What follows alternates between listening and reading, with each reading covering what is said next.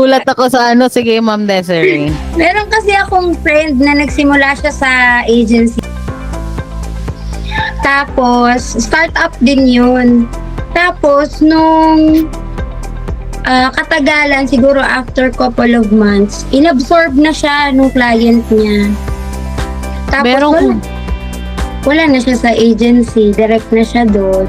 Merong ganun, Ma'am Desiree. Kaya nga ang nangyayari ngayon, may mga contracts na. Dahil nangyari na yan at may mga maraming nangyayaring ganyan na inaabsorb ng direct client. But the thing is, ngayon, dahil nga nangyari na yan, nagiging vigilant na ang agency at ang mga owner. Kaya ang ginagawa nila, Ma'am Desiree, may mga contract na sila. Katulad nung last na na executive assistant siya. May contracts din siya. Kahit may communication sa client, hindi siya pwedeng mag-offer na i-hire siya directly or mag-usap sila.